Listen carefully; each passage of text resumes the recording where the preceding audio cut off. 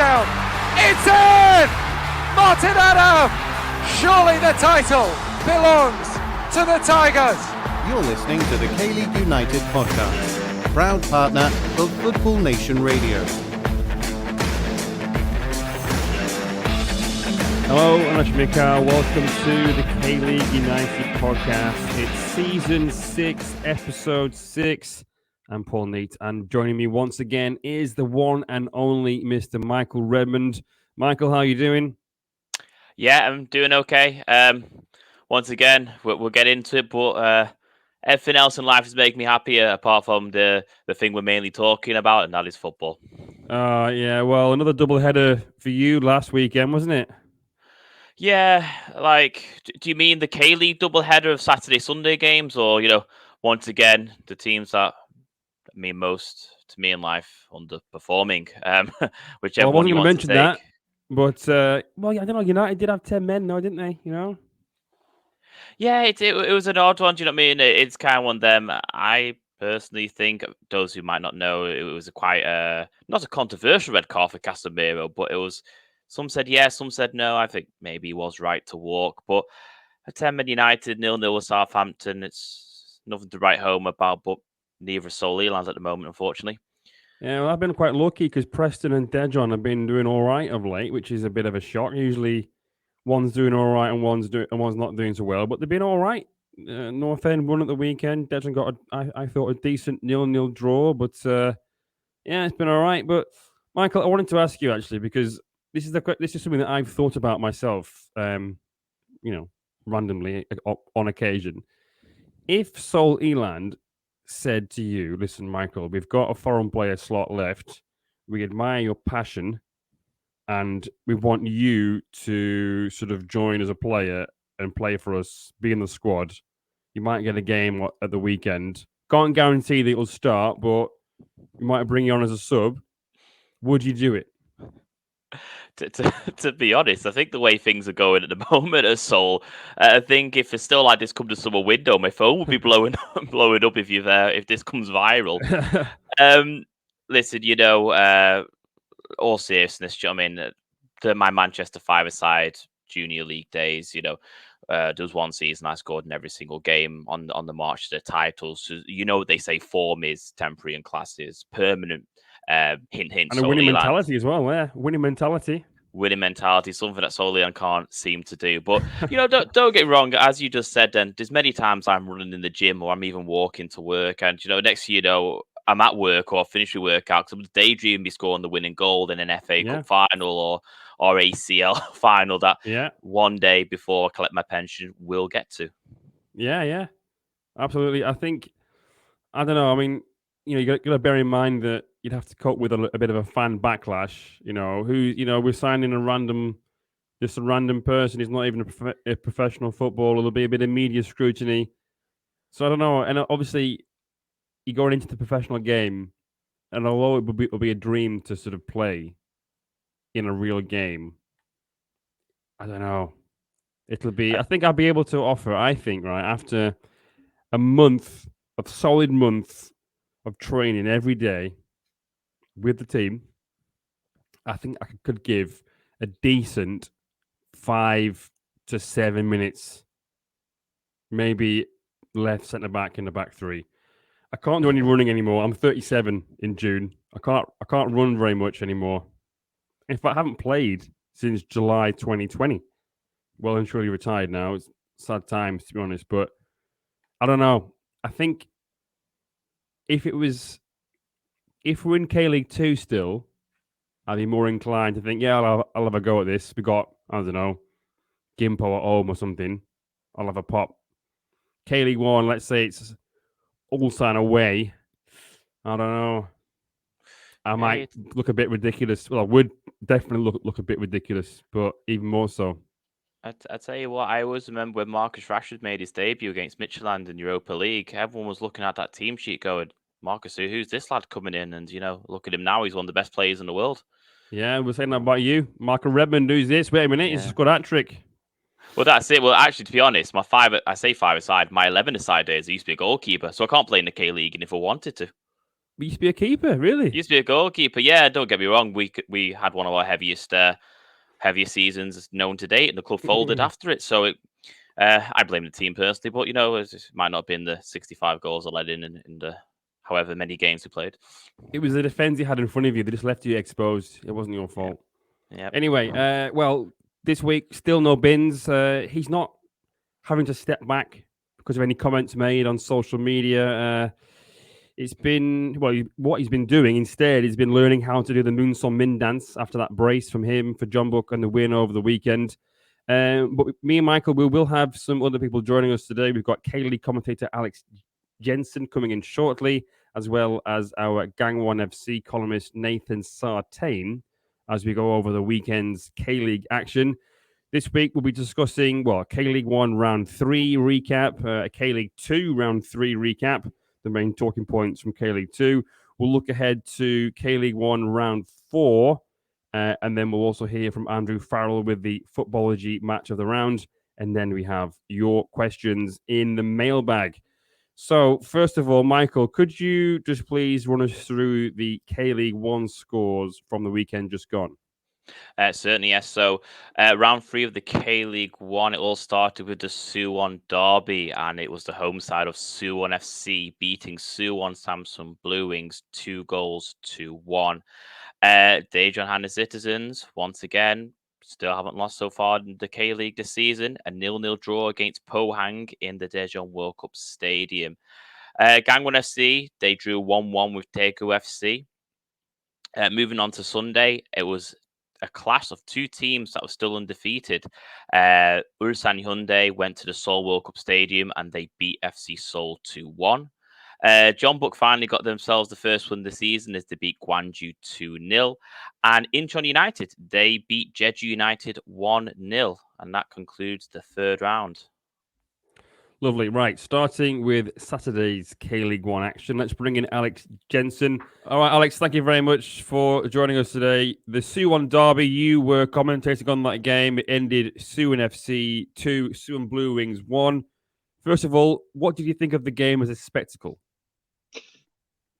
I mean, I sigh because I was a bit disappointed in the Blue Wings particularly, and I was hoping for more. We know that this is a fixture that can throw up lots of goals, but I kind of expected, and I wasn't making too much of a secret of this in the commentary even, I kind of expected the Blue Wings to come up with a strong showing and maybe actually to be favourites to win the game, even though in recent seasons, Suwon FC have shown they're more than capable of beating not only the Blue Wings but any team in the division, and rightfully have aspirations for top half. I just felt they were missing Park Ju-ho, they were missing Lee Seung-woo. I didn't know that they had the balance in their team that would be able to overcome the Blue Wings, who I think, frankly, have strengthened overall, both with players coming back from military service and some of the acquisitions they've made. I think, they'd made some funny signings in recent years that didn't quite settle. That they look better to me than they have in a while. They are probably still lacking an Oh Hyun-gyu type striker. But, Faisal Mulic is not fit yet. And they still have An Byung-jun, who we know can be a threat. I think that both the Blue Wings and Suwon FC continue with this under-22 madness, which means their games don't really get going for 20 minutes. Which is kind of annoying. Yeah, did you see Lee Seung-woo's tweet about it, albeit in Spanish? Lee Seung-woo has obviously voiced his displeasure with the rule. What were your thoughts on that? Yeah, well, look, let me just clarify. I'm not criticizing the rule itself in the way that Lee Seung-woo was. I mean, he made this argument. Well, why not have over 35s or something like that? And I, as far as my translation of Spanish was concerned, I think that's what he was saying. To me, that's not the point at all. I mean, clearly they're trying to promote young talent coming through in the Korean game, and that's great. And I'm all in favour. I actually think, why not have that rule in the Premier League and other leagues around the world as well, to promote domestic talent coming through. It's not a bad thing. We could have that debate anyway. I don't think it's an absurd rule by any means. My cause for being dismayed is that these managers decide, and they've been doing this for a while, it's not a new thing this season, to play their 2 under-22s in the first 15, 20, 25 minutes of a game. And I think that the Blue Wings particularly were punished for that against Jeonbuk when they could have won the game. They looked fantastic once they brought on An Byung-jun and Maxwell Acosti. The problem was against Suwon FC, my expectation that would happen again didn't happen when they brought on An Byung-jun and Maxwell Acosti. They'd already lost a lot of their steam, and they didn't take the game on. And in fact, Suwon FC grew into it, so it went quite the other way. And I think the Blue Wings would have been much better off starting the game with An Byung-jun and Maxwell Acosti, continuing the momentum of the Jeonbuk game, and then bring the under-22s on later if they want to. I mean, you don't have to make 5 changes. We're not in a fixture pile-up. It's the beginning of the season. Got no midweek games. Why play under-22s for no reason? It doesn't do them any favors to throw them in that situation. And they do have, promising youngsters coming through. Great. Bring them on for the last 15 minutes and see how they get on. Or play them for a half and see how they get on. Indeed, yeah, I totally agree with you. In terms of the victors, though, Suwon FC, were they deserved winners on the balance of play, do you think? Yeah, in the end, yeah, I think so. But as I said, I was disappointed with the Blue Wings. I'm not even a fan of the Blue Wings. I've never lived in Suwon. This is not coming from, I should make it clear, I'm not like some disgruntled Blue Wings fan. I think they, like FC Seoul, have had the problem for years of underachieving and not fulfilling their stature. But Suwon FC, I think, been wonderful how they've continued to defy expectations since returning to K-League 1. And, there's a lot of positives to be said about them. I just think that maybe with the suspension to Lee Seung-woo and Park Joo-ho missing, they lacked a bit of balance. They lost Kim Gon-ung to Jeonbuk, obviously, and he provided a bit of bite in midfield that they maybe have lost. But, they show that year after year they can do enough to keep moving forward. I don't think that Suwon FC squad overall is balanced enough to challenge for more than just top half status. But, I may be wrong about that. I think they were worthy winners on the day. And the season for them, it starts now, I suppose. Do you see them going on and sort of putting it together a good run of results? Yeah, I mean, I think they've got these players like Lee Kwang-hyuk who have come in, and despite what I'm talking about, the overall balance, I think, in terms of their attacking potential, they have some interesting options. They lost players, they added some players. But Lee Kwang-hyuk can be that sort of Moneyball type signing that Im Sang-hyuk proved to be for Pohang before he's now obviously moved to Seoul. Lee Kwang-hyuk's younger, but is one of these players who always shows he could do something. Popped up with an unconventional goal for him with a header against the Blue Wings. But when you've got him and Lee Seung-woo potentially charging either side of someone like Lars Velvik, Suwon FC can punish anyone on their day. They just have to learn not to concede so many goals. But, this season is early to judge in that way. Yeah, lots of goals involving Suwon FC games last year. I think it was 119 in total. Most of them went the opposite end from where they would have been hoping. But in terms of the Blue Wings, if you were a Blue Wings fan, would you be concerned about what you've seen so far? Or is there signs that things are going to get better? I'm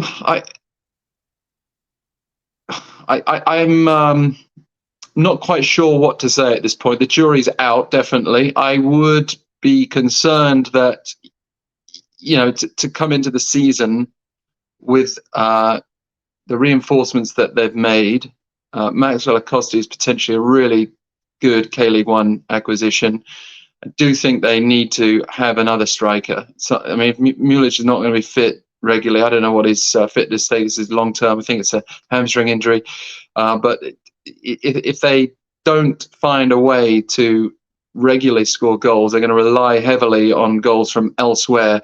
You can't say that Maxwell Acosta is going to cut inside and score goals in the top corner like it did against Jeonbuk every week. There is that lack there, but I think they've got more than enough to be top half challengers.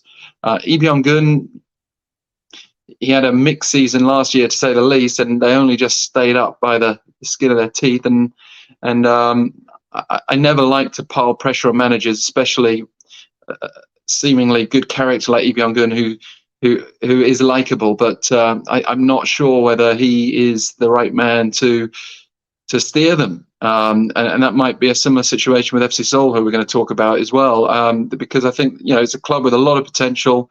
They need to be showing full ambition in every single respect: managerial, selection, transfer market, and they've got such a great support base that they have to be a top half team. They just have to be. I think they've got that potential, but certainly when you look at the results so far, they didn't capitalize on their chances against Gwangju. Jeonbuk, okay, you wouldn't expect to just go up against Jeonbuk and win, but they should have on the balance of that game, the way they came back into it, and certainly shouldn't have lost against Suwon FC, in my opinion. All right, well, there we go. That was what Alex thought. Michael, what were your thoughts on this game? I think it's, as I said many times, it's getting a little bit worried now for Suwon Blue Wings, really. Suwon FC now for a number of seasons have proven to be like the better team now, and it seems like they're going to do it again, comparing the two Suwon teams.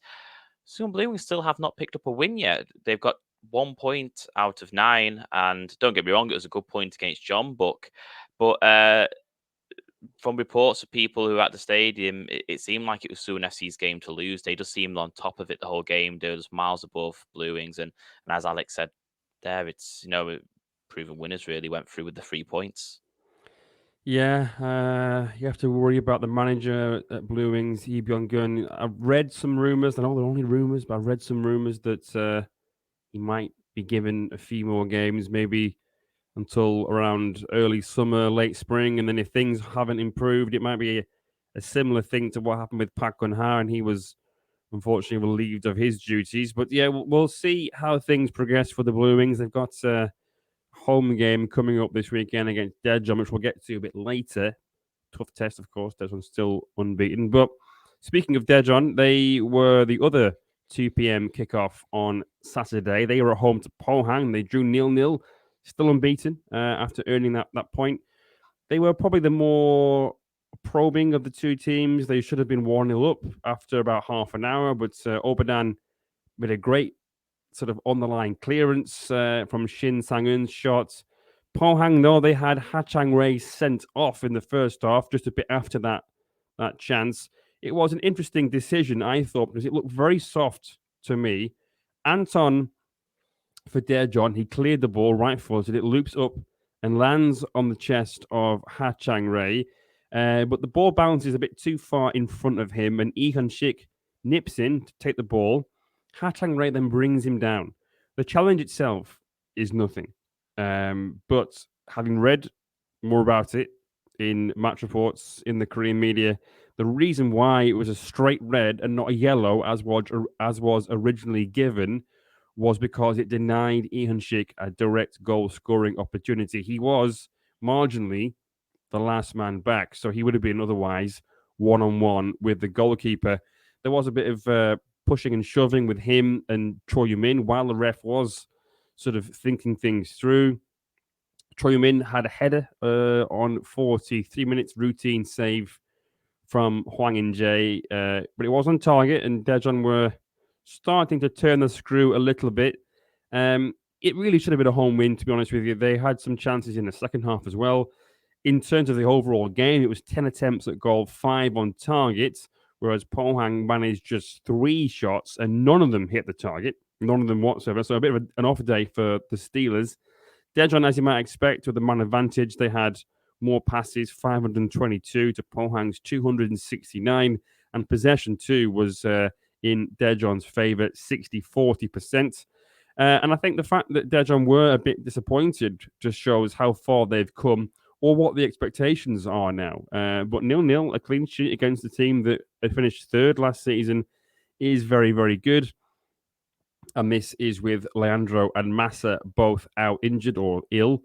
So those two players who you'd expect to come in and make a big difference. There is talk of Leandro being ready for the trip to the Big Bird this weekend, so we'll see how that pans out. But unbeaten, they perhaps should have won.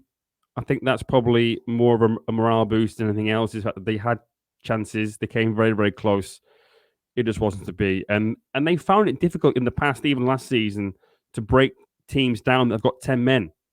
The manager talked about it in the past. He talked about it in the post-match press conference, actually, that it is a problem for them. They have to work on how to find a way through when teams kind of just get men behind the ball because they are down to 10 men. But rounding off the action from Saturday, Gangwon FC won, Daegu won. For this, we turn to our Gangwon FC columnist Nathan Sartain. All right, Nathan, welcome. Still no win yet for Gangwon this season. What were your thoughts on the performance against Daegu at the weekend? I think it was a bit too similar to round one, to be honest. The defence didn't quite seem to have its organisation right. The build-up play was a bit too slow. The front three didn't really mesh well together. And I think you saw really the signs of what's put Gangwon at the bottom of the league so far. It just, everything was too reactive. They let the other team control, and then they seemed to just lose confidence quite quickly then. After being pinned back, but it really wasn't an impressive performance. Yeah, there was at least a goal scored, a bit of a freak own goal, although that might not have been the way you want to score your first goal of the season, though, was it? No, and I think it's indicative of the way Gangwon have been playing, really. They've almost had to rely on other teams to do the work for them. Daegu missed an open goal, basically, in the second half. And the own goal was the only way Gangwon was scored, and they didn't have a shot on target. So I think it's indicative of the issues where the forward line just really isn't getting the right positions. I mean, I'd actually think one of the most impressive attacking players this season for Gangwon's been Han Kuk-young, and he's been a box-to-box midfielder. So I think that's quite telling, especially after last season. Gangwon had one of the more exciting attacks. Yeah, now there were some questions about whether the round one game against Daejeon was down to Gangwon being poor or Daejeon being good. Personally, I thought it was a mix of both. First of all, what are your thoughts on that? And what is it that's going wrong overall, do you think, really? Firstly, I'd definitely agree that it was a bit of both. I think Gangwon were blown out the water, especially in the first half, by a team who looked so much more confident, so much more structured. And they really could pick off that high line. Gangwon were strangely insistent of, because they don't really have much pace at the back. So I think that high line was really undoing. But then the quality, it was too much for them. But I'd say what's going wrong is the attack, and it was the same situation the season they almost got relegated not too long ago. So it just, everything seems a bit too passive. Everything seems a bit too laboured. It's slow. Sometimes they'll get to the edge of the box and you'll think, okay, right, here's the chance. And then you can almost see the cogs in the players' heads turning. And by the time they've made the decision of what to do, either the pass is no longer an option, the shot's no longer an option because the player's been closed down. And I think it undoes everything because it's too slow, and it doesn't seem like there's a real plan of what to do when the ball's in the forward areas. Now, you mentioned the front three there, Kim Dae-won, Dino, obviously he's back now, Yang Hyun-jun. Now, on paper, that's a very dangerous front three. But like you said, it's just not working. Is it a case of Dino not quite fit enough yet, or have teams figured out Yang Hyun-jun was last season a one-off for Kim Dae-won? Obviously, 25 goal contributions. That was his career best. Have teams figured them out? And is Dino just not the right fit, do you think, maybe?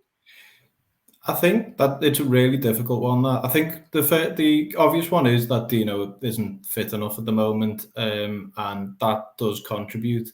And as well as that, I think teams are starting to figure out Yang Hyun-jun, especially because he had a bit of a dry patch towards the end of last season, which kind of went a bit unnoticed because, he did burst on the scene. But I think teams are figuring him out, and, he's not quite getting in the right areas. I don't think he has the same chemistry with Yoon Soo as he did with Kim Jin-ho, which I think is a massive thing because he was quite well protected in those areas, but Yoon Soo quite likes to overlap and get in the box himself. But Dino not being fit's a massive, massive issue because I think Gangwon like to play with a target man who can be a bit of a focal point, and he's not being that at the moment. And I don't really think that's his fault. And I think sometimes he's substituted maybe a bit too late. And of course, Lee Jung-yup's injured. But I also think there's just that bit of tactical issue. There's a bit of a tactical issue with the sense of Dino is a focal point, but he's someone who's a focal point in the box. Whereas Lee Jong-yup kind of drew defenders out and allowed space for the wingers to attack. And I think that really helped them contribute because Lee Jong-yup's not prolific. He wasn't really ever the ideal goal scorer for Gangwon, but what he did do is create space for the other attackers. And I think that space hasn't quite been created by Dino so far. And as for Kim Dae-won, of course, he did have probably a once-in-a-lifetime season last year. And I think perhaps maybe it's a bit of expectancy is causing him to buckle a bit, or maybe it's just a slow start to the season. But I think it's harsh to hang your hopes on him because he's basically carried Gangwon for the last 2 years. And I think there needs to be a bit more of an impact from those around him. Yeah. Well, are there any signs of hope, do you think? Is Cheong-soo the right man for the job still? Signs of hope, I'd say the second half against Ulsan, that was when you started to see a bit more of what Gangwon did last year. Of course, they did go one down to really poor defending from a long ball and then a goalkeeper error, really. Well, yeah.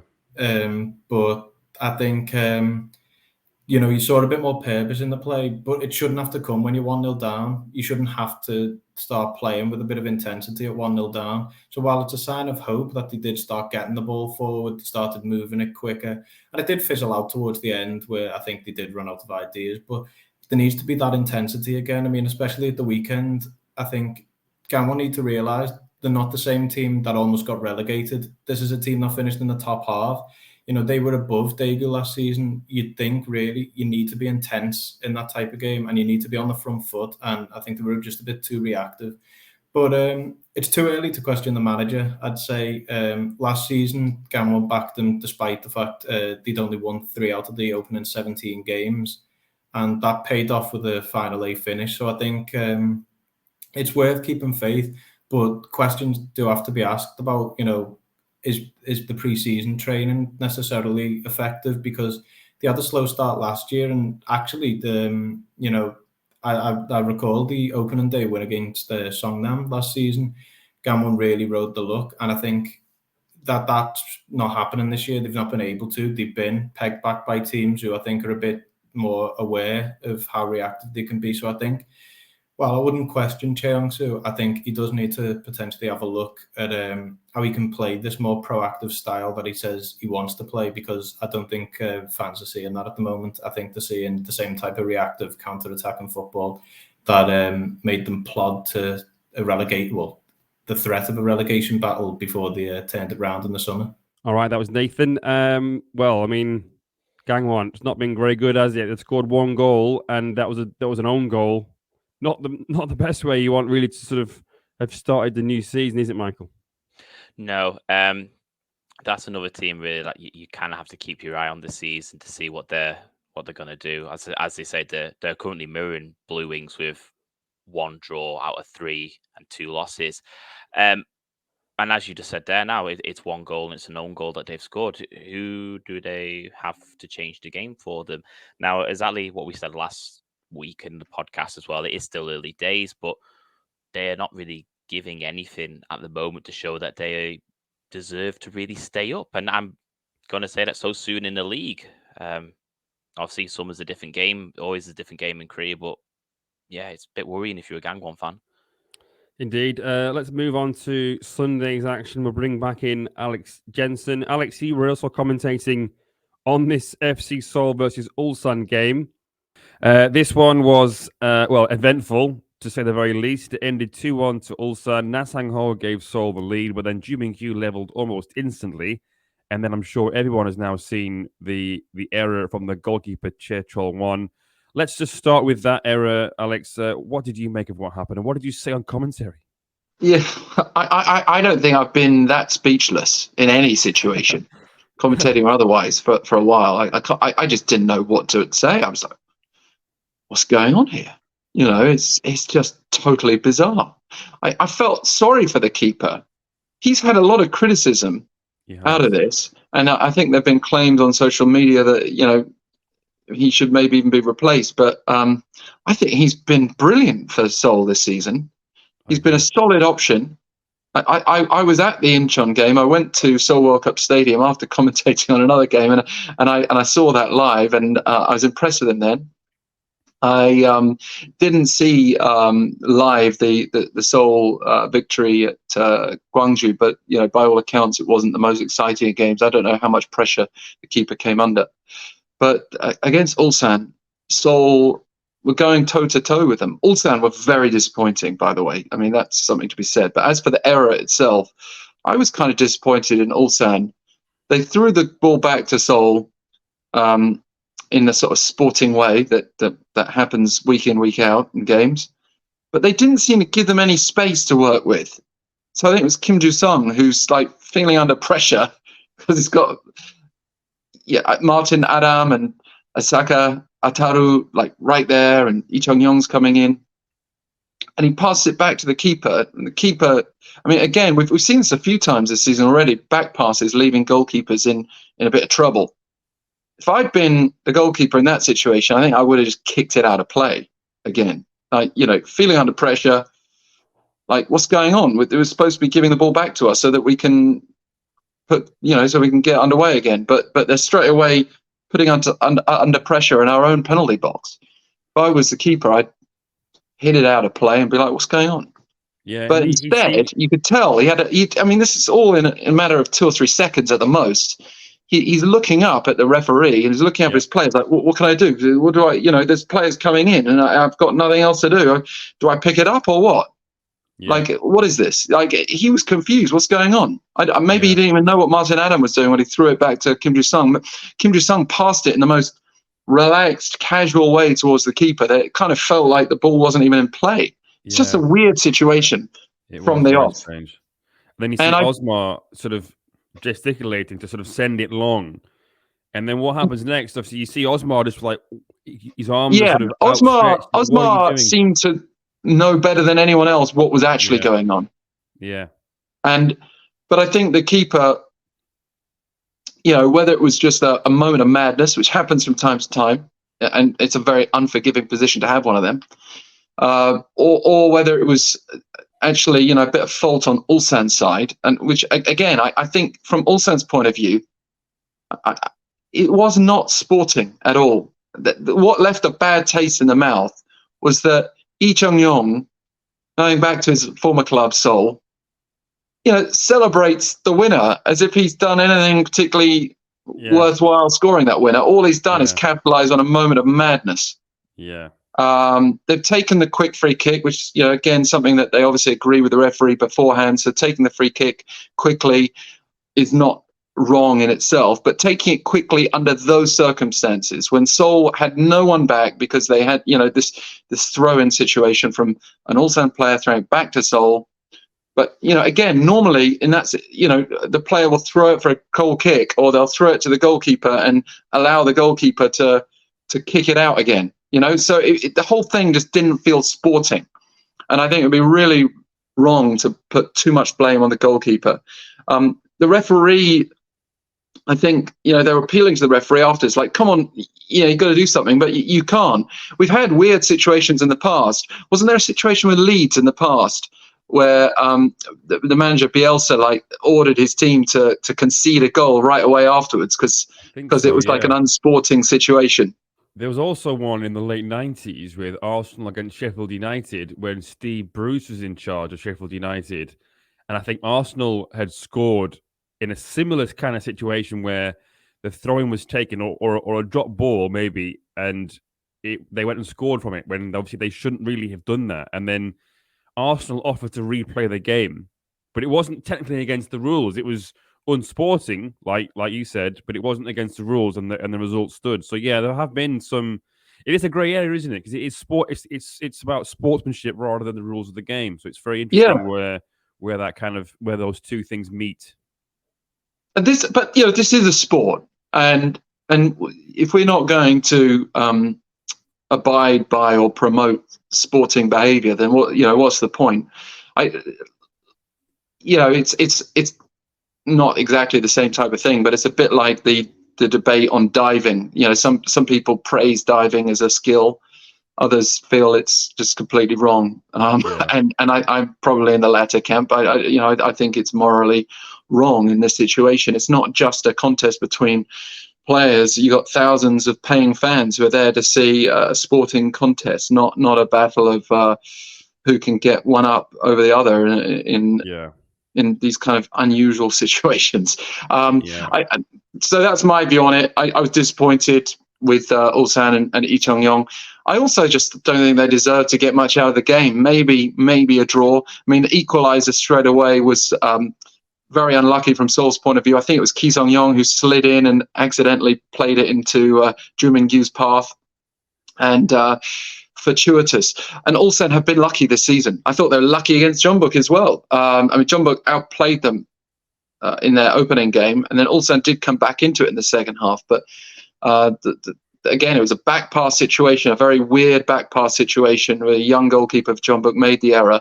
And I mean, on that occasion, I wouldn't say it was unsporting for Ulsan. They had every right to Ludvigsson to run in and score, but bizarre circumstances which didn't feel fully deserved. This one was more of an unsporting question mark, as I said, but overall, Ulsan should be worried because they've not played well at all. And if they carry on like this, surely teams are going to find the better of them. The flip side of that is title winners, and we saw Jeonbuk do this for years, often win when they're not playing at their best, and that's how they win titles. So if they can survive a poor run of form in terms of performances and then actually start performing well and still winning, then they're in a great place. Absolutely, and you will have seen, I'm sure, in the feed that Jurgen Klinsmann was there watching. What do you think he would have made of the Korean national team players that were on the pitch? Were they any that you think that might have caught his eye? I mean, Joo Min-gyu scored, and I think he admitted that afterwards it is something that he does think about. Yeah, he's been left out of this squad, but what do you think? Yeah, I don't think it's unfortunate, but Joo Min-gyu, he's just not the sort of player who suits South Korea's national team. I don't think. He's great in the K League, and there are other leagues I'm sure he'd thrive as well. He's very physical. So, in some way, the Korean Martin Adam. I mean, obviously different sort of player, but he's just very physical. But he's someone who will capitalize on mix-ups. He's someone who will get in the air in players' faces, and he'll impose himself, and he'll score goals in the K League. But I don't think against many international opponents. Depends on the opponents. I don't think South Korea's future now under Jurgen Klinsmann, they need to be looking at talent coming through. It'd be better if you're going to play a physical sort of striker to put Oh Hyun-gyu in there, for example. And there's plenty of other strikers to choose from as well. I like Joo Min-gyu. Nothing against him personally. I don't think that's a progressive step for South Korea. On the more progressive side of things, I was hoping Oh Won-sang might show more of himself, but like Ulsan generally, he was fairly disappointing. And Seoul showed more for themselves. Lee Tae-seok as a left back showed a lot more for himself as a young left back, for example, than Oh Won-sang did as a right winger in that particular battle. Na Sang-ho, not a big fan of him playing for South Korea, but he showed more of himself than Oh Won-sang in the game as well. Hwang Hee-jo is a big question, though, isn't he? I mean, he's showing lots of desire for Seoul, but maybe not showing the goal-scoring experience quite yet. I'm sure they will come, those goals from him. Yeah, you'd like to hope so. I want to ask you about that situation, and kind of ties in with Ilyichenko as well, the situation with him. I have seen people say that he's not quite fit enough yet, but 45 minutes against Gwangju, off at half-time.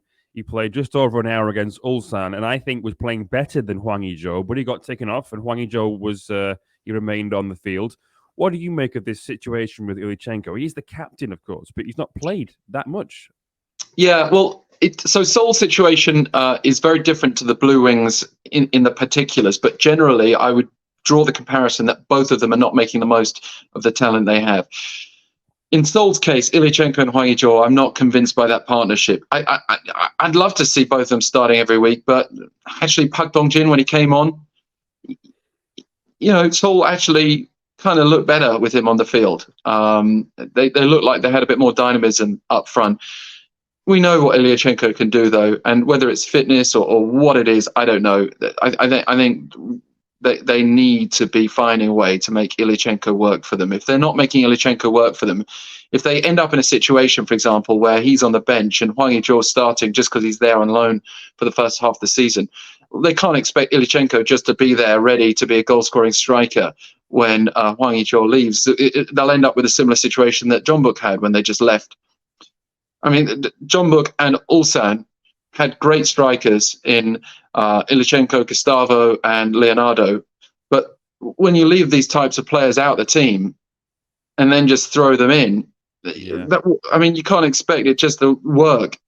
I'd fear the same for Ulsan and Martin Adam, frankly, a really effective goal scorer at this level. But if you rotate him in and out with Ju Min-gyu, I think Ju Min-gyu's got enough about him and enough K-League experience to drift out of games and just pop up with the odd goal. But Martin Adam, I'm not sure whether it's going to suit him to just be sitting on the bench for half the season.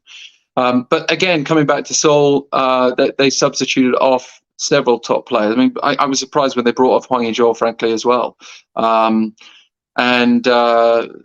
Maybe they cost themselves in the game overall. For example, when Ulsan went 2-1 up under those bizarre circumstances, Seoul should have been pushing for an equalize, but looked like Seoul had nothing to offer. The enterprise that they had earlier in the game was all gone at that point. So, you're absolutely right. Ilyachenko, captain, weird. The only possible explanation is there's a fitness thing there, and we just have to kind of put that conversation on ice for a few more games and then revisit it. But it is a worrying sign. And as for Hwang Hee-jo, they've only got him for a few months. I'm pretty sure he's going to be off. And if he's not off, it'll be a sign that he didn't perform for Seoul, which is probably not a great thing either. I'm not really in the camp that thinks Seoul are going to be title challengers just because they've got Hwang Hee-jo, but they should definitely, like the Blue Wings, be a top half team. And 2 wins from the opening 2.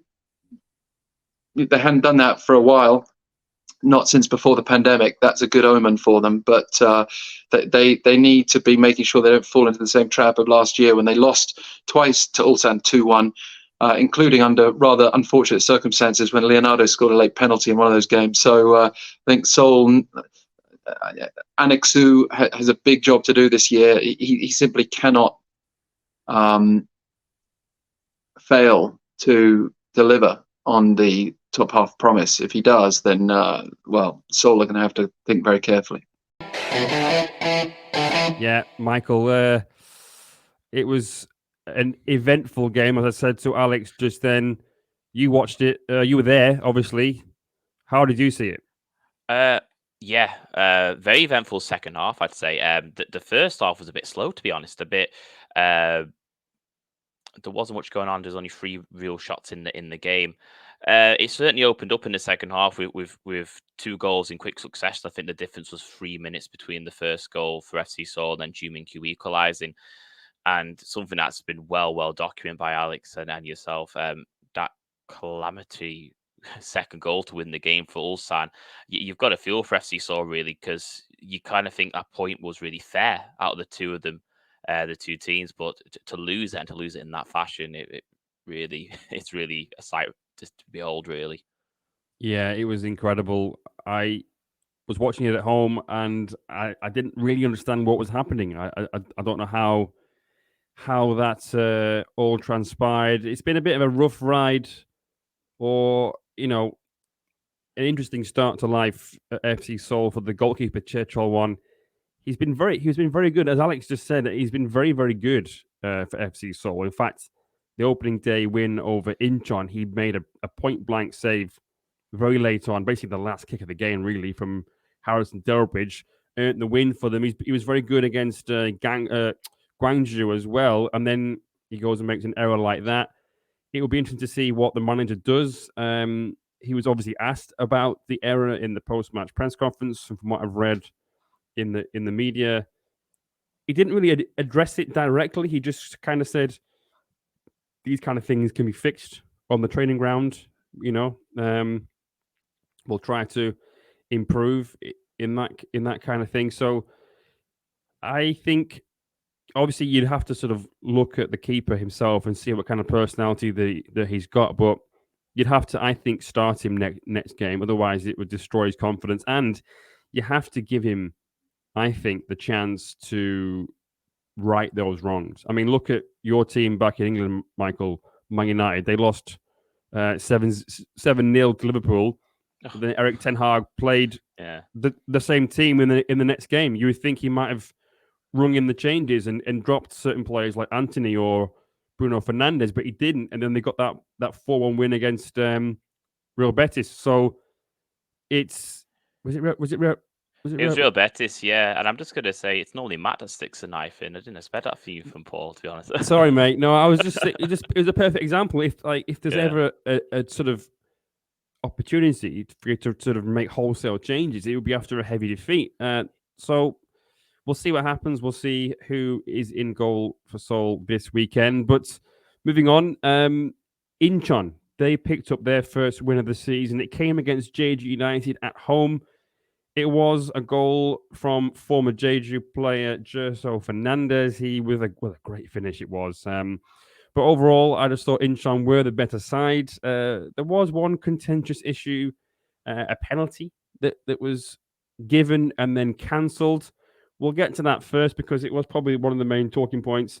An Hyun-bom with his Tina Turner haircut, he did look to have been brought down, but the ref had a long look at the replay. There was a few angles that he looked at it from, and it was very hard to really tell whether there was contact with the defender or not. But the very last angle that he saw, you could see both players' legs a bit more clearly. And I think it was the correct decision not to give the penalty. An Hyun-bom puts his left leg in between the legs of the Incheon player, and then he goes down. The Incheon player pulls out at the right moment. It wasn't a penalty, in my opinion. But yeah, that was in the last few minutes when Jeju were really trying to get themselves back into the game. Incheon, after about 20 minutes, that's when they took the lead. A superb ball through from Hernandez to Jerso, who showed great composure. But I think a lot of credit needs to be given to Kim Bo-sop too, because he won the ball, a loose ball, in a duel with Kudachol. He used his body really well before hooking the ball into the path of Hernandez. Hernandez, first time, by the way, with the pass through. And Jerso, he knows instinctively. He's already on his bike. He's already making that run. Explosive pace. And the pass is weighted perfectly. Just on the outside of the two defenders. And Jerso runs through the middle of the two of them. Takes one touch. And then the finish is deft and finds the bottom corner. Doesn't celebrate, of course, as it's his former club. But a perfect time for him to get his first goal for Incheon. And Jeju, they looked all right in spells, but they're just not firing. We've talked about it before. Last week in particular, Yui Jonathan is their new signing up front. Hayes is, he's come in, not really started too many games.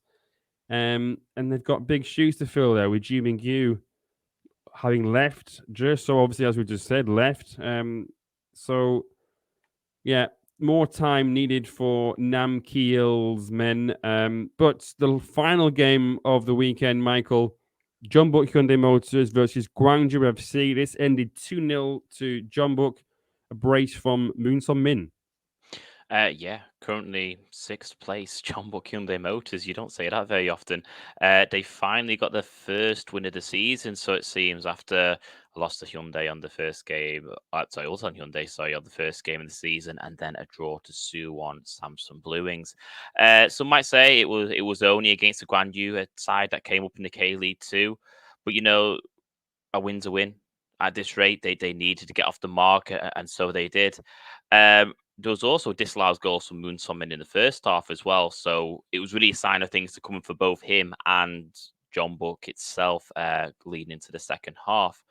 For Jeonbuk, it was, as I just said, it was Moon Sun-min in the 74th minute who put them ahead. He got the ball in the box and took a fantastic curling shot within the box. Lovely, perfect strike to literally top corner of the net. And really, that's what they were looking for. It came late, as I said, like 74th minute. It came to the point where it's like, oh, actually, Guangzhou going to be able to hold on to this. But 74th minute goal, and then it only took him 2 more minutes to get his second. Former Seoul Ilan goalkeeper Kim Kyung-min, he parried the ball from Cho Ju-sung Sok, went straight to Min Sung-min again, and 2-0 to John Book really on the day. But to be honest, Guangzhou were holding on. Guangzhou were holding on for the majority of the game. I'm trying to say Jeonju a lot today, because they obviously they're from Jeonju. John Book had 15 shots against Guangzhou's 8, and it looked like they were always knocking on the game door for the majority of the match. Now, for Guangzhou, that is their second loss on the bounce now after their opening day win against Suwon Blue Wings. The next time they play now, they are facing off against Incheon United, where John Book will have to travel to Daegu. So there are 2 interesting games now for both teams. Are John Book going to continue and now pick up the wins and climb at the table? Or are Guangzhou going to get out of this little rut of 2 games in a row? Or is that their flash in the pan the first game of the season? And it's that all downhill from here. So I think both games leading up will be quite interesting, but we'll get on to that a bit later. Indeed. Yes. All right. Well, that was K-League 1 action from the weekend just gone. We'll have a quick break now, and then we'll have a look at what happened in K-League 2. FNR is a revolutionary football-dedicated digital platform, the first of its kind in Australia. It provides a 24/7 live online radio platform experience, podcast hub, and acts as a content provider for TV, radio, and digital. Having reached millions of listeners and football fans since launching, FNR is accessible worldwide via its website or app, providing a platform to discuss, debate, and celebrate the world game. We are your voice of football, FNR Football Nation Radio. All right, welcome back to the K-League United podcast. Paul Neate here with Michael Redmond, who was at Seoul Ilan's 1-0 home loss to Jeonnam Dragons on Saturday. Michael, are we still trusting the process? Well, okay. Well, I said last week, didn't I? Like, trust the process, but wow, Saturday was really something else. It wasn't the fact that Seoul didn't play well, and I'm not disrespecting John. I'm in the slides here. I'm not trying to put slide digs up, but John were really, really poor. They were the shell of a team that I've seen in former seasons.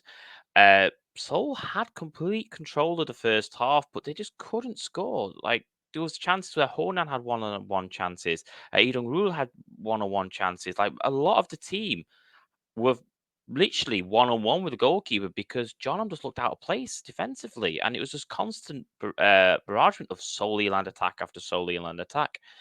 Now, for me, that worries me a bit because there still hasn't been a striker who scored for Seoul Ilan. All 3 goals have come from midfielders. Bruno with 2 and Sabasa with 1 goal himself.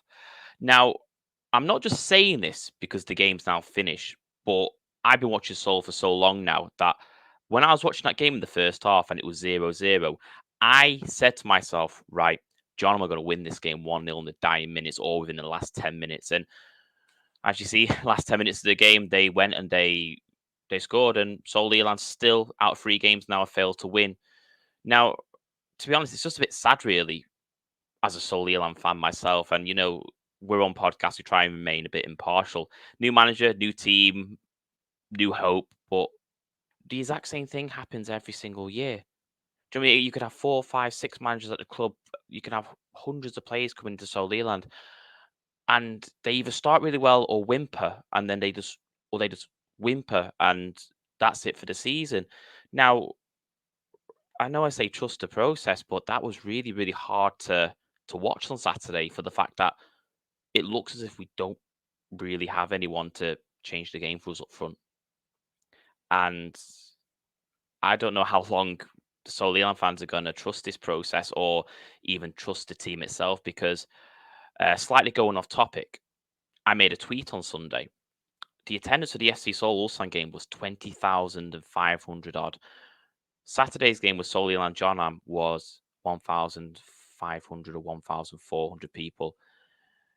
Saturday was 21 degrees in Seoul. There wasn't a cloud in the sky. Sunday in the Seoul World Cup Stadium was freezing. I know which one I would rather have been to as a neutral, but it says a lot about attendances as well of Seoul Eland and Seoul Eland as an outfit.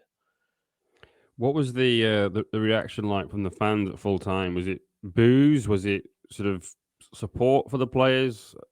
Was it negative? Right, so it was a bit of an odd one really, because Jeonnam's actually scored again. They scored a second goal to make it 2-0 in the dying minutes, but it got disallowed. VAR came into play and it got disallowed. But when that second goal went in, you generally saw a couple of fans starting to show a real frustration. Like, I mean, we can't repeat some words that was said, but it No. was. I was watching from afar, and I'm thinking we're 3 games in here now. Some of the fans are not taking it lightly that we're losing 2-0 here in Mokdong. We failed to win a game so far this season. It's something where Solian fans are so desperate just to have one great season, or just to get something, just play one playoff game, or just get really far in the FA Cup. And it looks like we're already dead in the water 3 games in. Now, don't get me wrong, it's the K-League, and you know with Solian, they can go 4 or 5 games in advance now, winning stuff. But at the minute, they can't see a striker. They can't see a team that are lethal up front. And for them now, Seoul don't play in the league until the 2nd of April when they go to Busan. I don't fancy them against Busan at the minute. They have Bucheon in the FA Cup on the 29th of March. You've got to hope that they turn up for that game, because the fans, they need something. They really need something. It's been just, bar that Bruno free kick last week against Anyang, there's been nothing to cheer about. Yeah, well, you can look at it both ways. You've got a weekend off. Maybe the players might want to sort of put things right straight away. They might want to be eager to sort of get back out on the pitch and try and get a win, or it's time for a bit of a breather, have some time off, come back, start working hard again on the training ground, and start again. Yeah, we'll see what happens with Seoul Eland in April. But Michael, there was also the Line 4 derby, the first Line 4 derby of the season. And, well, you mentioned the weather. It rained on Sunday in most of the sort of Seoul capital area. That would have probably had an impact on the attendance at the WAR Stadium. Just 1,124 were there for that one. But in terms of the game itself, what did you make of it? Well, with the game itself, I first of all want to make a point of saying that you've got to give credit to Ansan Greeners when it's due. Really, we covered Ansan a lot pre-season, and Mike Brandon, Ansan Greeners columnist, he made a lot of points saying that our Ansan just here to make up the numbers, and I mean that could still be the case later on, but at the minute they're showing that they're not here to make up the numbers, and they are here to actually to do something. Now, look at their last 3 games. An injury time loss to Songnam, a win against Chungnam Asan, and now they've just drew against a strong Anyang team who are looking to still get promoted again. They seem to be there. They seem to be part of. They've got their ticket and punched it in at the moment compared to other teams that are in the division at the moment. Now, Anyang, on the other hand, they'll be hurting or maybe a little bit frustrated now after 2 games in a row of drawing 1-1. They always seem to get results against Seoul Eland, so that might hurt them that they drew, especially at home. Ansan, as we said, they looked like easy pickings, and they weren't able to do so in a 1-1 draw. For Anyang, it was Jonathan Boy who started scoring in the 7th minute, but in the 2nd weekend in a row, Anyang went ahead to then draw the game as Jong Jae-min equalised in the 75th minute. Now, it's Bucheon for Ansan in the next one, which could really test them, because Bucheon are a side who are looking like they could be high on the table again this season. And they've come off 2 convincing wins against Songnam and Cheonan City. Now, for Anyang, they will be playing Songnam in what should be a good game on paper. And both teams who drew in their last game. So if you're looking at Songnam, the relegated team from last year from the K-League 1, Anyang, a team that were minutes away from a penalty shootout to go into the K-League 1. On paper, it just sounds like a tasty one. Yeah, should be a good one, that one. One game that I thought was going to be tasty was Gimpo FC at home to Gyeongnam. Gimpo had put 4 past Cheonan City in the previous game. Gyeongnam put 5 past the Jeonnam Dragons in their previous match. It ended 0-0. So there we go. Gimpo managed more shots, actually, more on target anyway from the game. 2 from a total of 7, whereas Gyeongnam, they had just 1 shot on target from 12 in total. So not the best of games there. So less said about that, the better. There was, of course, another 0-0 draw in K-League 2 at the weekend. Songnam FC drew at home to Chungnam Asan. More shots on target in this game, though. There were 3 for Songnam and 4 for Chungnam Asan. Songnam had 14 attempts overall, Asan 10. And Songnam, you could probably say, had more of the game. And at home to a team that hadn't won yet, you would probably have expected a bit better. But they're doing okay. They've lost 1 game. They've kept a couple of clean sheets. So we'll see how they get on with that one. But moving on. Now then, in to the K-League for the first time. It's not happening for them, is it? Chonan City, they're finding life quite difficult. They lost 3-0 to Bucheon. Yeah, not happening for them, is it? Yeah, it's a bit of an awkward one, really, isn't it? Now, I think after seeing how Gimpo did so well last season when they first came to the league, and actually how they're still doing now this season, the fair tale, Gimpo has really translated for Chonan City. Now, they were one of the teams who first showed interest to come into the K-League 2 a few years ago, back in like 2018, 2019. There's actually kind of talks of that. The only reason Seoul Ilan played back in Chonan back in 2019 was to see if a team in Chonan would work well in the K-League. Those for a bit of background information. There was work being done in the Seoul Olympic Stadium where Seoul Ilan played at the time. Couldn't find a stadium in Seoul. They had to play the majority of the games in Chonan. Now, the reason why Seoul Ilan was invited so much to play in Chonan is because, as I just said, there was rumblings of Chonan having a K-League 2 or potentially get promoted to a K-League 1 team. But yet, they still haven't even got a point yet, conceding 10 goals and only scoring 2. Don't get me wrong, they face some strong oppositions. And the next game is Asan, who, they might have a strong chance. That's a local derby that they're only a stone's throw away from each other as well. However, looking at the team and how they've set up so far, it doesn't look very bright for them to get anything out of that game, to be honest. Now, it seems to be a recurring thing I keep saying in this podcast. It is early days, and not everyone can have a fairy tale like Gimpo or even Chungbuk Chungju for that matter, who beat Seoul Ilan in the opening game. Teething problems will always happen, especially with a new team. But they need to get into gear soon, or they're literally just going to be the team everyone's going to look to take 3 points off them, no matter who rolls into town or no matter who comes to their stadium.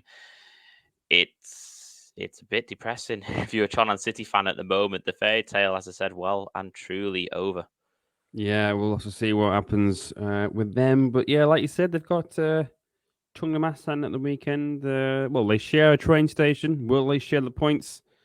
We'll have to see. But elsewhere in K-League 2 last weekend, Chungbuk Chungju, they drew 1 apiece with Busan I Park. Decent start to the season for Chungbuk Chungju, really.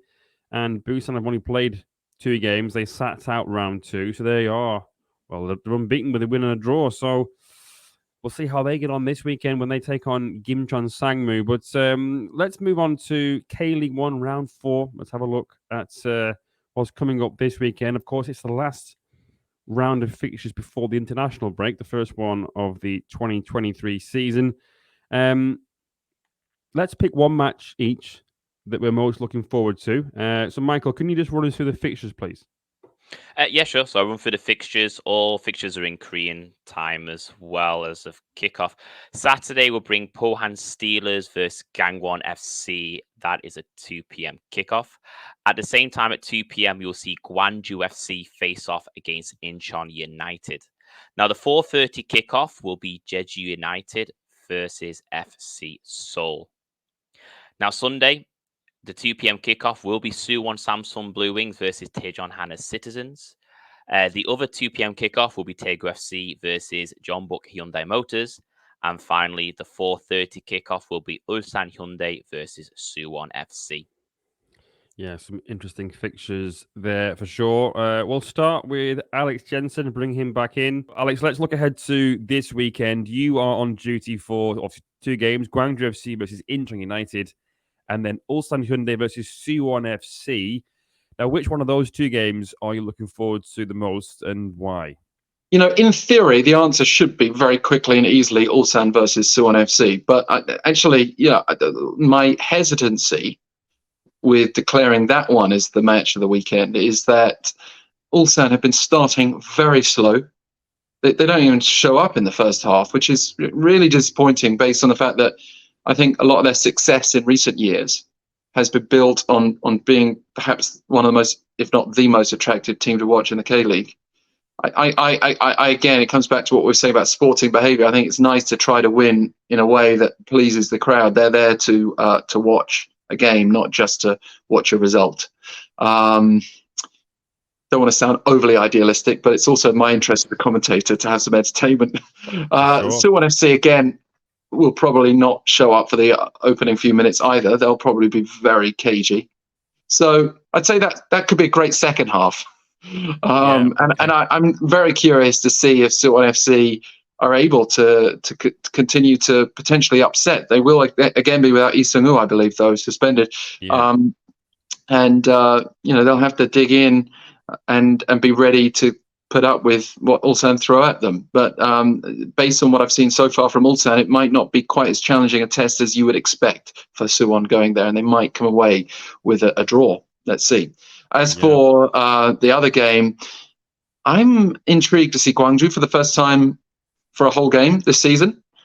And I think, that the jury's totally out on them. It's been a topsy-turvy season already. They've had 10 men lose to Seoul. They obviously managed to ride their luck a bit and beat the Blue Wings.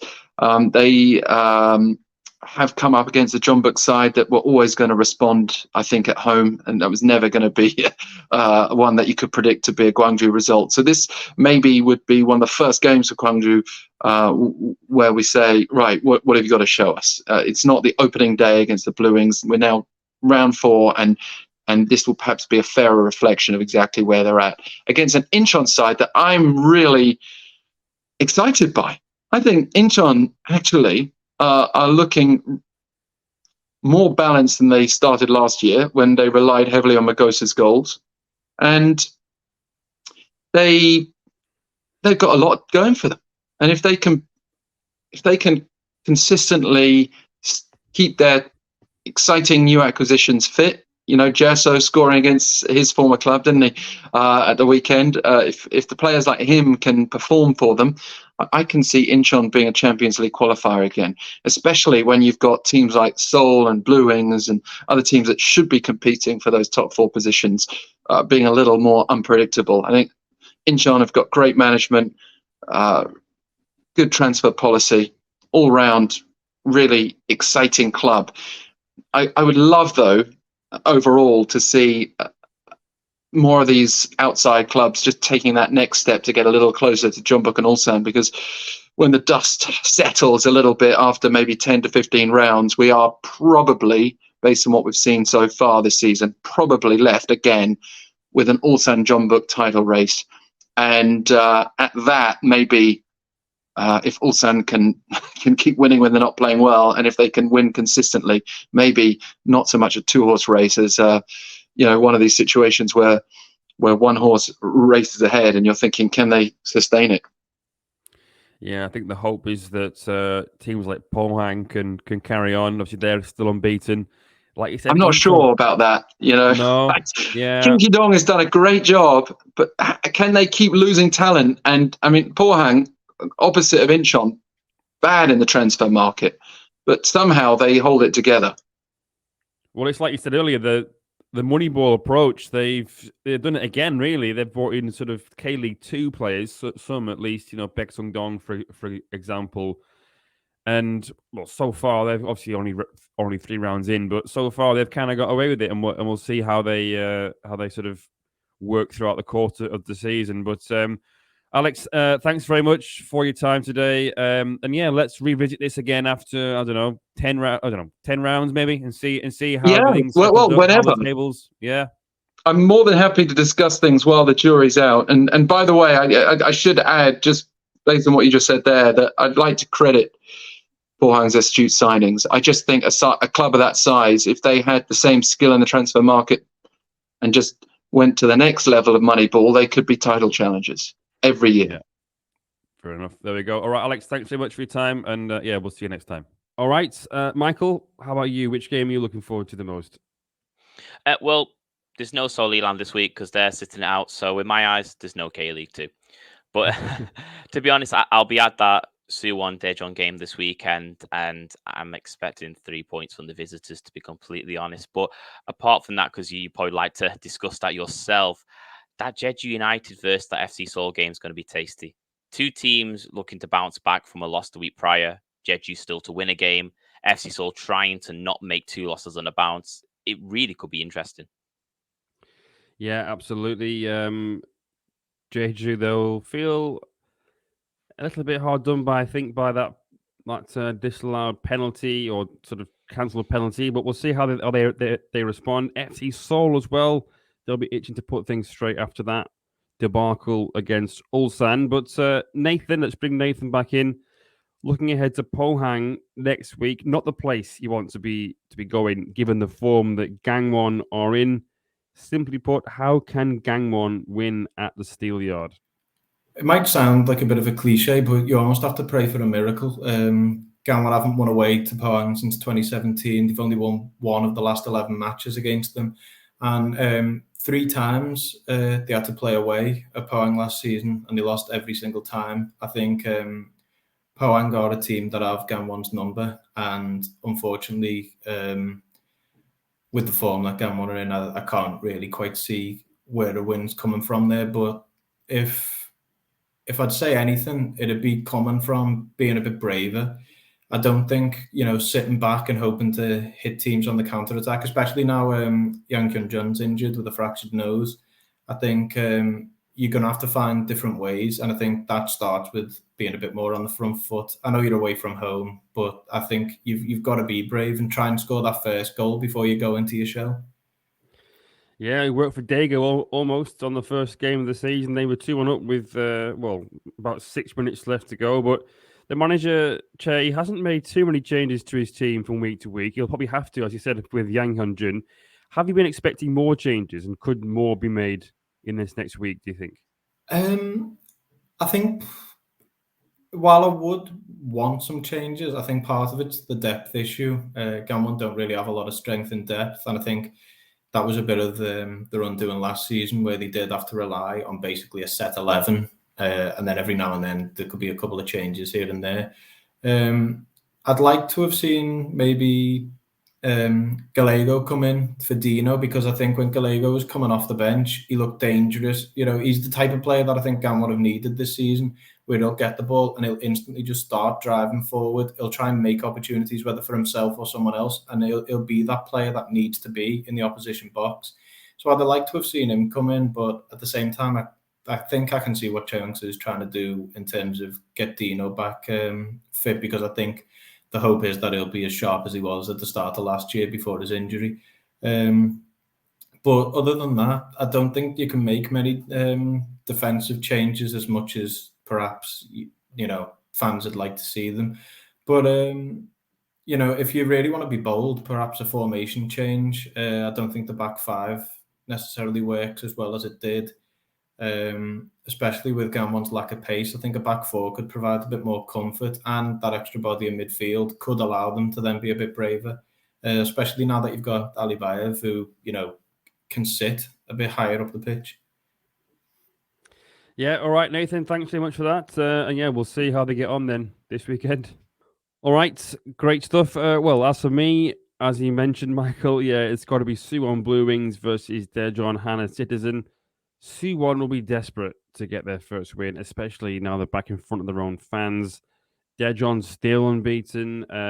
Like I mentioned earlier, they have Leandro, or he should be back. I'm told that he should be back. Massa is a doubt. it was rumored that he is or was wanted by Suwon Blue Wings. They wanted to sign him, but the sort of the owner, if you could say that, the man in charge, Daejeon, he likes Massa, so he didn't want to see him leave.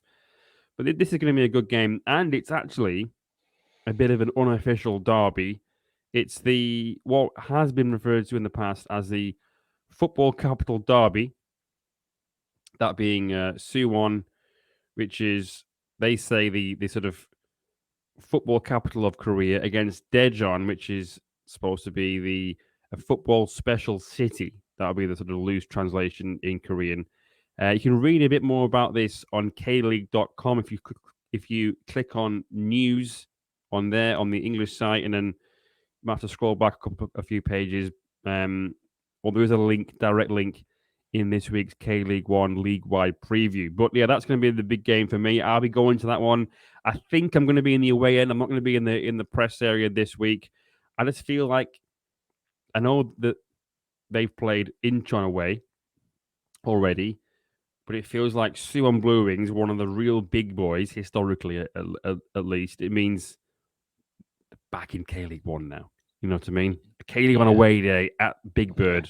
That's proper to me. So, yeah, I'm really looking forward to that. We're going to be in opposite sides as well, because I'm going to be in the home end. I'm not doing press that game either. Yeah, I'm going to be in the home end for that one. Yeah. Yeah, it's going to be interesting. I'll be, we'll see how that one turns out. But I think, given the form of the two teams, as you mentioned, Blue Wings without a win, Daejeon's still unbeaten.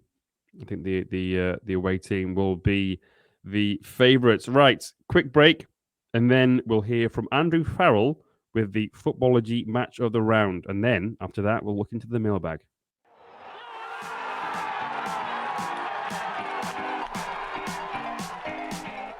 Footballogy is a football app like no other. With the handiest tool for football fans on your phone, you can locate any match nearby, no matter where on the planet you are or plan to be. Keep track of all your visited games, collect all kinds of stats, and get badges for achievements like special games and milestone events. The Footballogy app covers more than 80,000 grounds and 1,200 leagues worldwide, including K-League 1 and 2, as well as K3 and K4 and the WK League. Download Footballogy for free today on iPhone or Android. Connect with your friends, and your football life will never be the same again.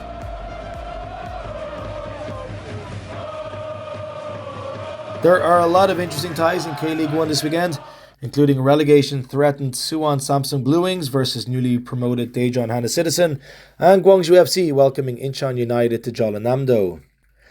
Daegu FC versus Jeonbuk Motors is another fascinating matchup, and we've gone for this as the game of the weekend. Kickoff is at 2 p.m. on Sunday, March 19th. Both teams will be looking to belatedly get their 2023 season underway. Daegu have yet to win this term, having picked up back-to-back 1-1 draws after an agonising opening day loss to rivals Pohang Steelers. Jeonbuk, meanwhile, are perennial title contenders, but have started this year with a win, a draw and a loss to sit in 6th spot on 4 points. This game is taking place at the wonderful DGB Daegu Bank Park, a football-specific ground with a capacity of around 15,000 and only opened in 2019. 3 sides of the stadium are single-tiered, divided between an upper and a lower block. The only difference is in the main stand on the west side, which has 1 block of seats in front of a very noticeable yellow and brown facade. The stadium is really compact with great views of the entire pitch from any seat in the house. The exterior is decorated with artwork of Daegu FC players, and there are plenty of places to enjoy some pre-game food and drink because restaurants, stores and bars are built into the walls of the stadium. Away fans at DGB Daegu Bank Park sit behind the goals in the north end next to the corner flag. The main supporters groups for the home team are in the south stand, which has a safe standing section. The east stand across from the dugouts is usually busy on match days.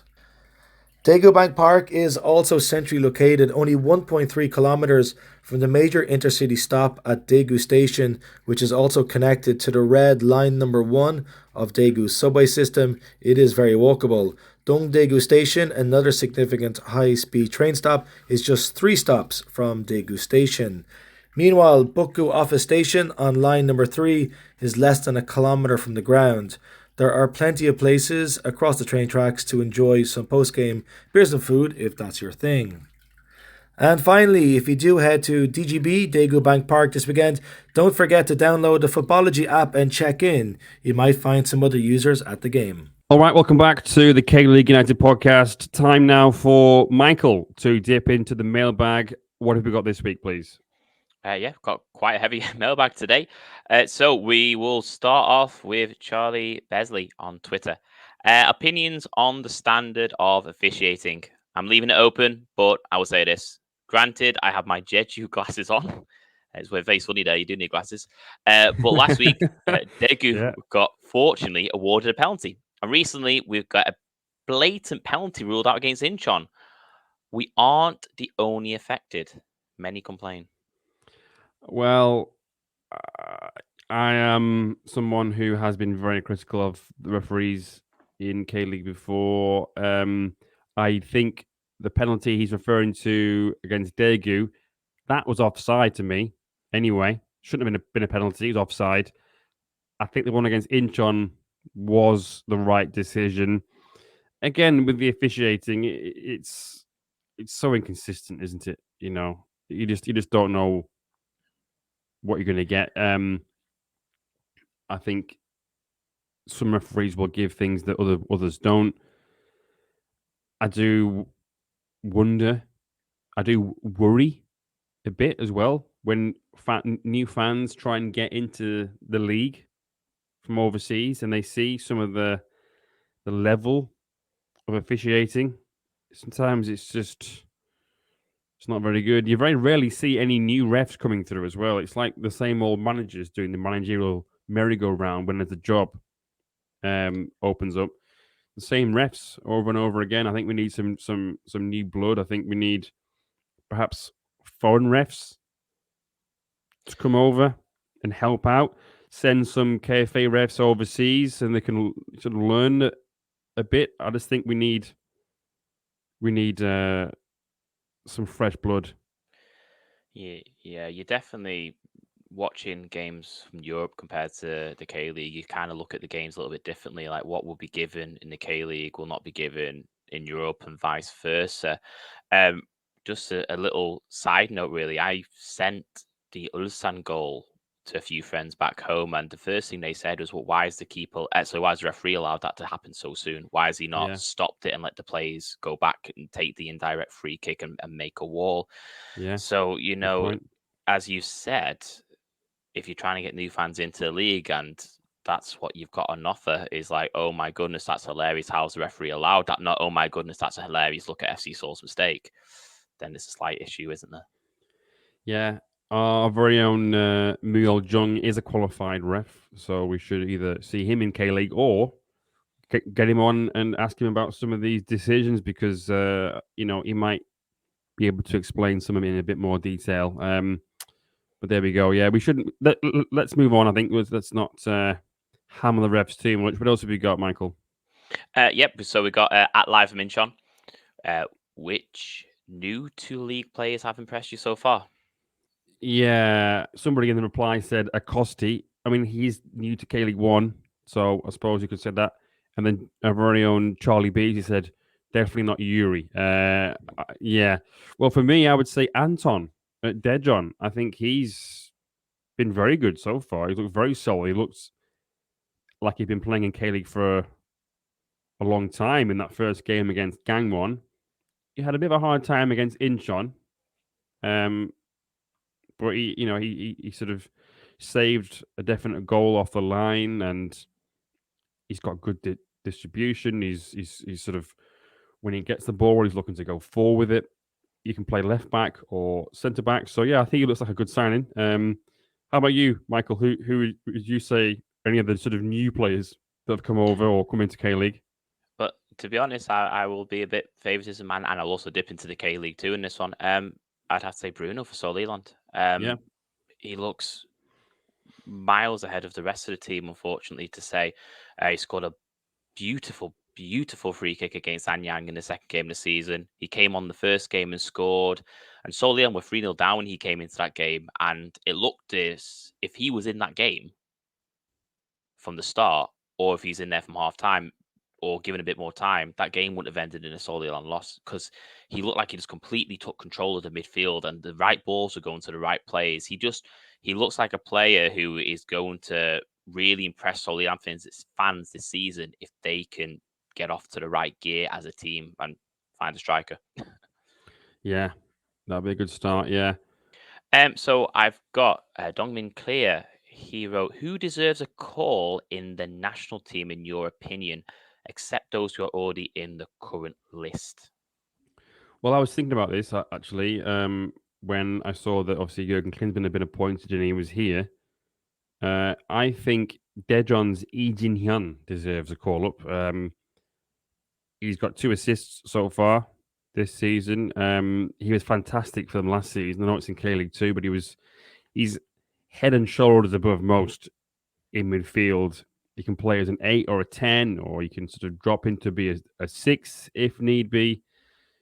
It's a fantastic player. We're very lucky to have him. He very nearly left. He had a trial for a team in Poland over the winter. His contract expired at Daejeon, and he had a trial. Didn't quite work out for him over there. I'm not sure what happened because he's very good. He could definitely play in that league. And then he was re-signed on a new contract here. I think he's very good. I think Korea need, a bit more, something different in midfield. Other than that, I'm glad to see Iki J has been called up. That's a deserved thing. But yeah, in terms of the ones who haven't been called up, Lee Jin-hyun. How about you, Michael? For me, really, obviously, I'm going to bend the rules. He said those who have not been currently in the list. I'd actually go for Oh Hyun-gu. Similar fact, because like I've been watching him since he joined Celtic, and he's been coming off on the bench. He's not been starting games. He's got 2 goals for Celtic so far this year, but he doesn't look out of place. Where in the past you've seen players come over to Europe from Korea and they've just not really hit the ground running. He deserves that call up. I personally feel, as we said when we were discussing the World Cup in Qatar, he was just on the cuffs. He was on the reserve list to be part of the squad.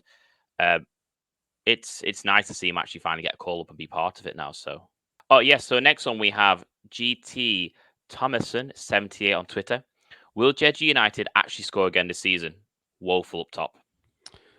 Well, yeah, it does look worrying, doesn't it? I mean, they're going to need to sort of rethink their forward line. Yui Jonathan, it hasn't quite worked for him yet, has it? I don't know. Yeah, I mean, who have they got? Who have they got that that could come in and score goals? And they haven't really replaced Ju Min-gyu. I know it's hard to replace someone like Ju Min-gyu, but I don't know. Yeah, it doesn't look good. They were all right against Incheon, but just not dangerous enough in and around the box. I'm just looking at their strikers now. Yeah. I mean, Sojin Soo, he scored a few goals towards the end of last season. If he's fit and available, why not? Other than that, Kim Ju-gong, you would expect better from him, really, as well. I don't know. They might just need a bit of time. And they signed Kim Sung-sop from Daejeon. Now, he's a left winger, but he played a lot as a striker in a 2 for for Daejeon. He could definitely play on that left-hand side of a 3 that Namkeel plays, and he does like to cut in and sort of get in the box, kind of a bit like what Gerso Fernandez used to do for them. So, yeah, I don't know. Big test this weekend, because the longer it goes on, the more it becomes an issue, the more it becomes a sort of a hurdle to overcome. Yeah, I don't know. Tough one for JG, but we'll have to see. Yeah, definitely. I think, as you said, the loss of Ju Min-gyu has really, really affected that side. Now, personally, I think they're going to be okay. I think they're probably going to be touching final B, but as you said, they need someone to step up now and start supplying the goals to Jeju United if they're not going to have a woeful season. Yeah. And sure, we'll move on to the next one. We have Borja on Twitter again says, "Hi, what do you think is Chonan City's biggest problem? So they sign more players, or can they improve the situation with the ones they already have? Also, by the way, do you agree that Valdivia could play without any problem in the K League One?" Well, the first part of that question, I think they should probably try and just work with what they've got at the moment. They've got some good players there, though. Damir, who was at Suwon Blue Wings a few years ago, for example. They've got they've signed quite a lot of players with sort of K League 2 experience already. Even some that have got K League 1 experience. Han Sok-hee from Suwon Blue Wings. They've got Kim Se-yoon is a sort of a young and up and coming, well, youngish.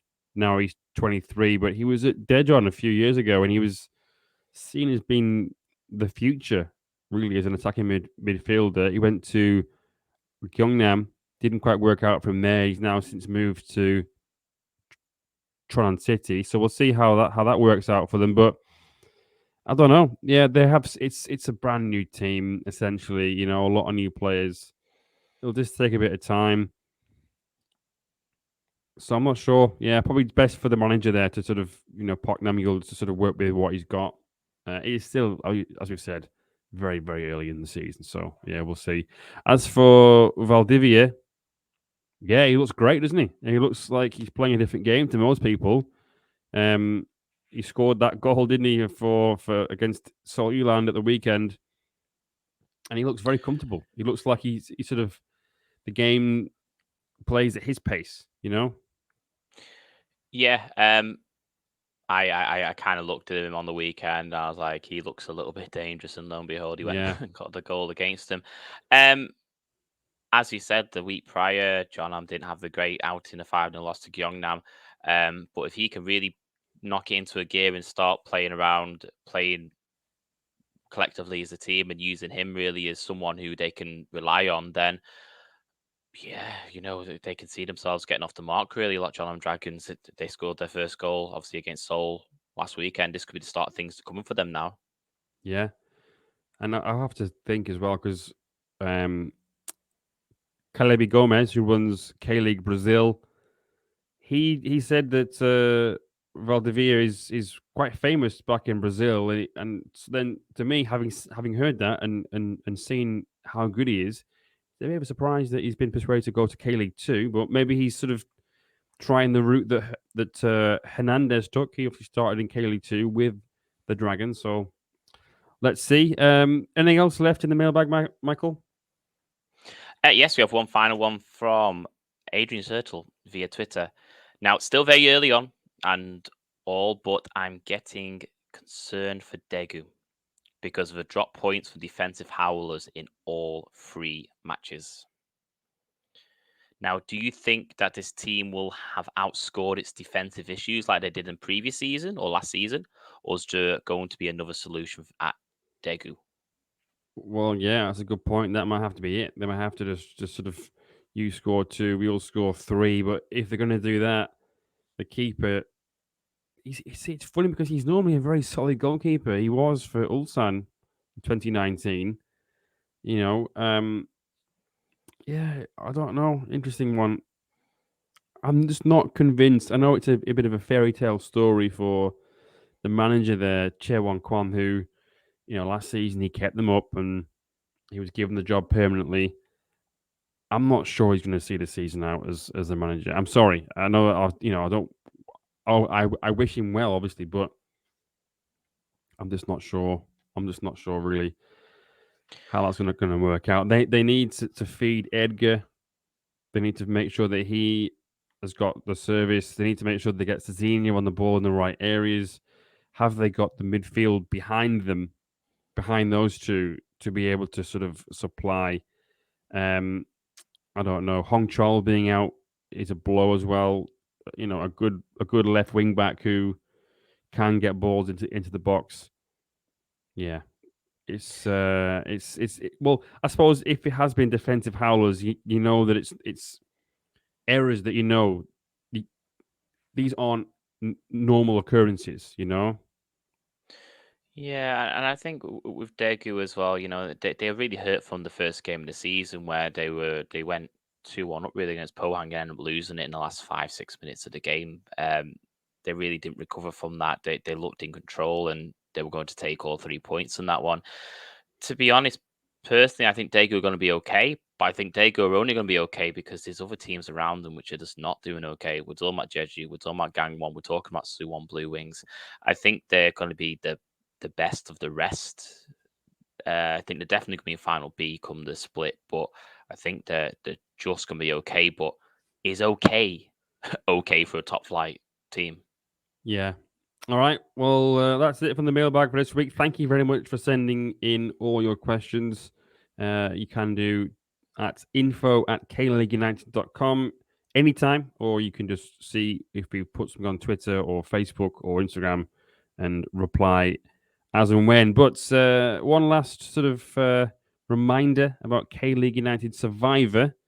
That's over on patreon.com/K-League United.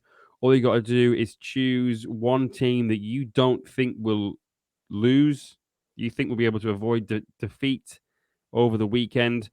Now, we are 3 rounds in this week in this game. So if you do join, you'll only have 1 life.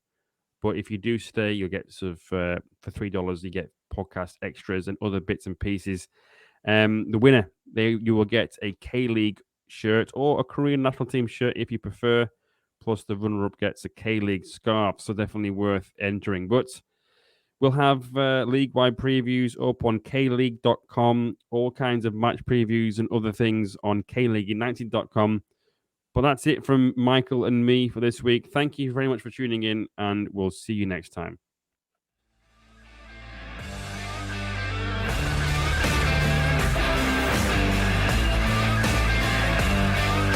전주성 도경